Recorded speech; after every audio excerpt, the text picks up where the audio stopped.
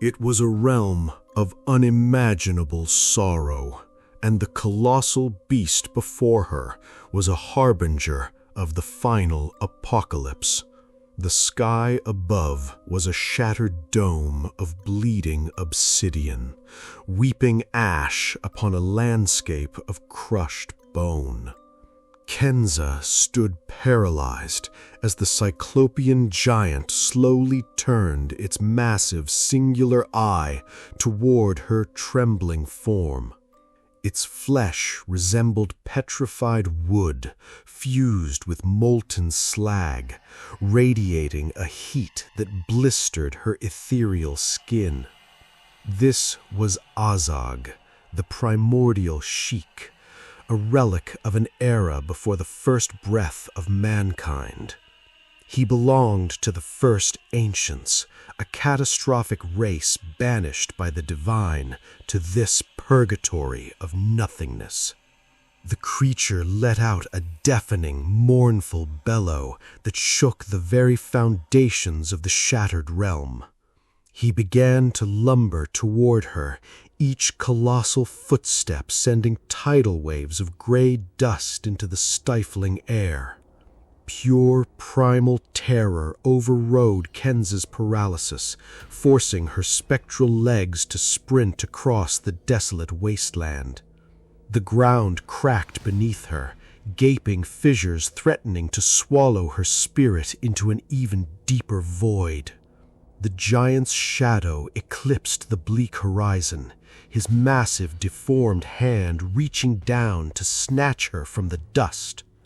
Just as the crushing weight of his fingers grazed her back, a violent, ripping sensation tore her from the nightmare. Kenza jolted upright on the cold stone floor of the rift cavern, vomiting a puddle of rancid black bile. Her chest heaved frantically, her lungs burning as they greedily sucked in the damp, earthly oxygen of the waking world. Lala Aisha sat entirely unbothered by the girl's traumatic resurrection, systematically cleaning the bowl of her wooden pipe. The old witch handed her a ragged cloth, demanding she wipe the foul residue of oblivion from her pale face. With a trembling voice, Kenza recounted the towering abomination, begging to know the nature of the nightmare. A grim satisfaction settled over the crone's weathered features as she confirmed the vision was not a mere dream. The beast was Azog, a physical embodiment of cosmic rot, and encountering him was the prerequisite for the final trial. Lala Aisha warned that having seen the primordial Sheik in the void meant she was now permanently tethered to his wrath. Sooner or later, the beast would claw his way into the mortal plane, drawn by the scent of her fractured soul. But there was no time to dwell on impending doom, for the blood moon was reaching its absolute zenith outside the cave. The hour had come to summon Zerhan, the King of Kings, the gatekeeper of the Mountain of Ash. Unlike the lower sovereigns, Zerhan would not be bound by geometry or spoken commands. He would judge her worthiness through the lens of her absolute, most crippling phobia. If he sensed a single vibration of cowardice, he would shatter her protective wards and tear her mind to unrecognizable shreds. Kenza dragged her exhausted, aching body back into the center of the geometric ash circles.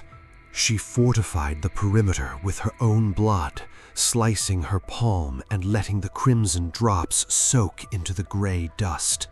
Closing her eyes, she chanted the invocation of the king, channeling the combined might of the 4 subjugated sovereigns. She demanded they pave the way for their master, using their latent energy as a beacon into the deepest abyssal courts. The temperature in the cavern plummeted so rapidly that frost immediately crystallized across the stone walls. The torches extinguished themselves in unison, plunging the subterranean chamber into a suffocating, absolute darkness. A silence so profound it felt like a physical pressure filled the room, followed by the sound of a slow, dragging scythe. When the ambient green light slowly returned, Zerhan stood at the edge of the perimeter. He had not taken the form of a towering warlord or a multi-limbed beast. Instead, he manifested as a faceless entity draped in funeral shrouds, radiating the unmistakable, freezing aura of the grave. He was the embodiment of death itself, the precise, agonizing fear that had haunted Kenza since her childhood. She had always dreaded dying before truly living, terrified of being snuffed out in the dark without ever knowing freedom. The entity glided forward, the sheer proximity of his aura causing her blood-soaked ash barrier to violently boil. He pressed his shrouded face against the invisible dome, searching for the fatal crack in her psychological armor. Kenza felt the icy tendrils of mortality wrap around her heart, threatening to stop its beating entirely. She looked into the endless void where the entity's face should have been, confronting the total erasure of her existence. Then a strange, uncontrollable sound bubbled up from the darkest depths of her exhausted chest. It began as a wet, broken sob, but rapidly morphed into a chilling, hysterical laugh. She was laughing because the terror of death held no power over a girl who had already swallowed the poison of oblivion. She had died on this very floor an hour ago, traversing the graveyard of the universe and returning with her mind intact. Zerhan halted his assault, the oppressive freezing aura receding slightly as he recognized the terrifying truth in her laughter. The entity bowed his shrouded head, acknowledging a mortal who had successfully weaponized her own mortality. Without a single spoken word, the King of Kings bestowed his covenant upon her, a heavy, cold weight settling into her aura. He stepped back from the ash circle and raised a skeletal hand, slicing a jagged tear into the fabric of the cavern air. A blinding golden light spilled from the dimensional wound, carrying the scent of ancient cedar and ozone. Lala Aisha stepped out from the shadows, her eyes gleaming with an intense, almost religious fervor. She commanded Kenza to step through the gateway, for she had earned her passage to the mythical mountain of ash. Kenza did not look back at the old witch.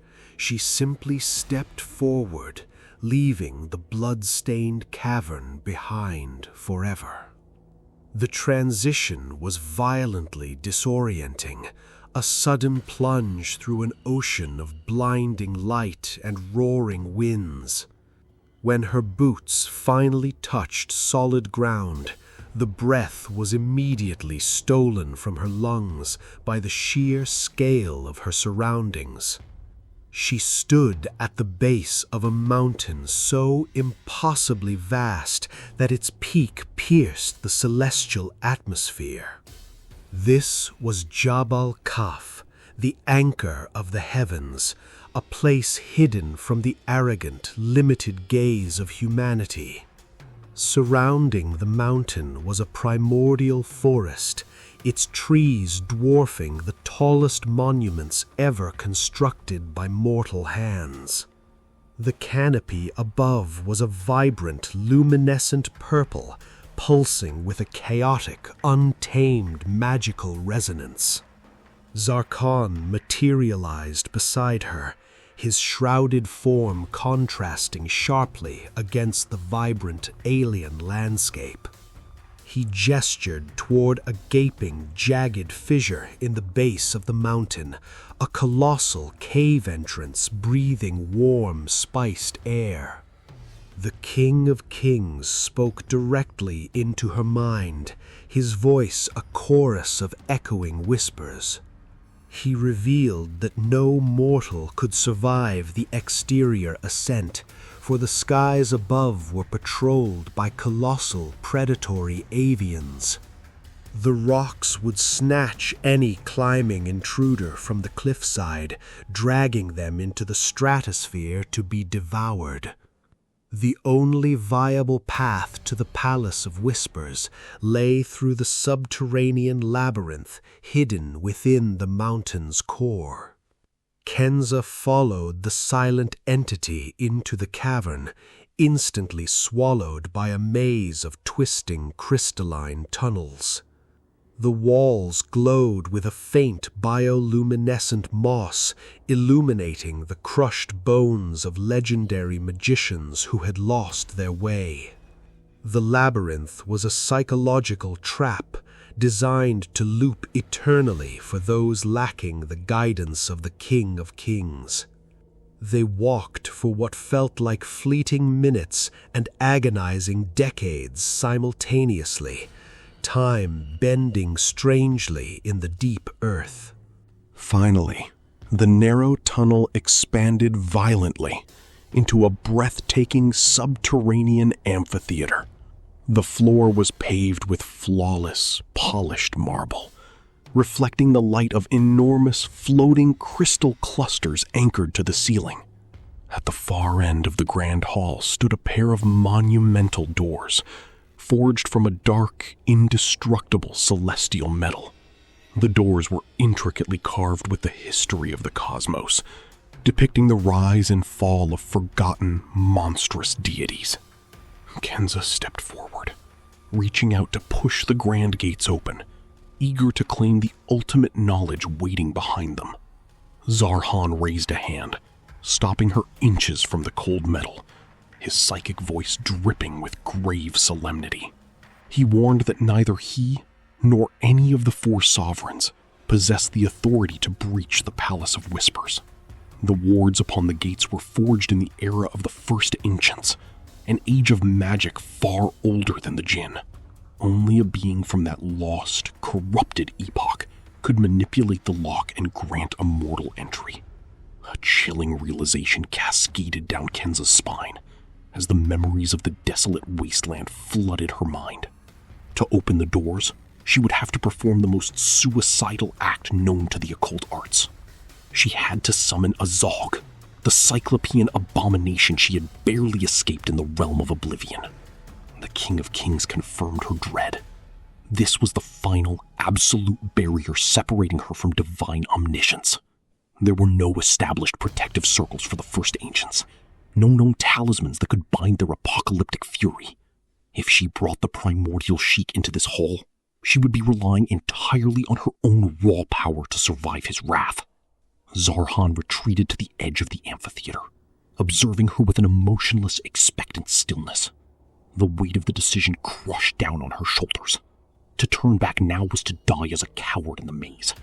To move forward meant risking total, gruesome annihilation at the hands of a creature that despised all living things. Kenza closed her eyes, visualizing the agonizing years of torture, isolation, and systematic dehumanization she had endured. She refused to let her suffering be in vain. She would claim the Palace of Whispers, or perish in the attempt. Retrieving a jagged obsidian blade from